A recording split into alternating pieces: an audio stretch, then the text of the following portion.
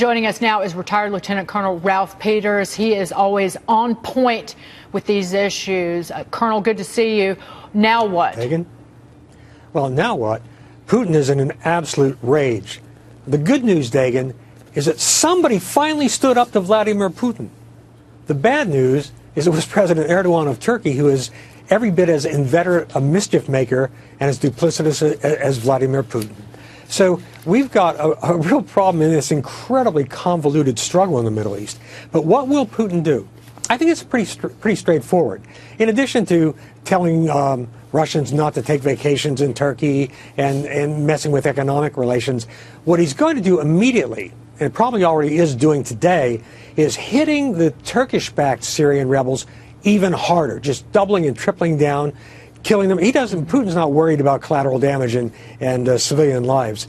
He will just hammer the daylights out of them.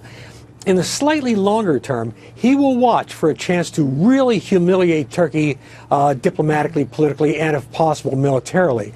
The problem is, of course, Turkey's a NATO country, so he's somewhat restricted in his immediate reactions. The longer term is the most interesting. And the longer term, he may poach our Kurdish allies by being willing to give them the weapons we won't give them, by coming out cynically, in his case, for a free Kurdish state, which, by the way, I would support, but not backed by Russia, and using the Kurds to destabilize Turkey. So, I mean, these guys are Machiavellian plotters on a level that is hard for even the best American diplomats and generals to deal with. And we are stuck, of course, with President Obama, who is a babe in the woods with a soiled diaper. Right. Now what, Monica? Now what?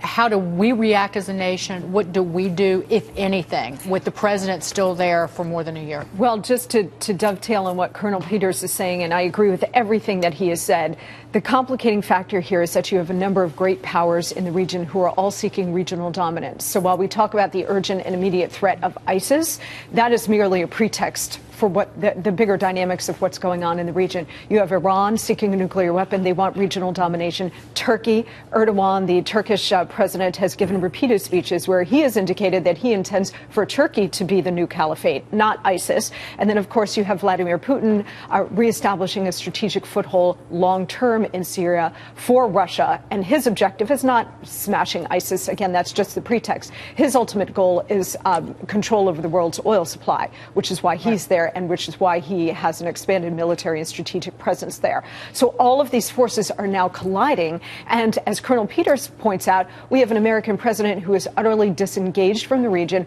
will not re-engage. That's not who he is. And so you have another, 14 months of this president when anything could happen. This is a highly dangerous period. Colonel, you don't believe that we will re-engage in any way. So what do you see the United States doing in the next year and change? Well, President Obama is even more about pure cosmetics than the Kardashians. He just wants to make everything look as good as possible. And so, no, he will not engage sufficiently. He just wants to coast through his final months, dump this in the lap of the next president. And it really is a terribly difficult situation that constantly has the capacity for spinning wildly out of control. It does affect us. We cannot withdraw from this situation. And, again, on top of what my old pal Monica was saying, it's so convoluted that President Erdogan of Turkey turns a blind, as your reporter said, turns a blind eye to ISIS because he uses ISIS against the Kurds in Syria and a counterbalance there. I mean, there are so many layers on this that Brett Baer called it three-dimensional chess yesterday. I call it three-dimensional chess played by psychopaths. All right.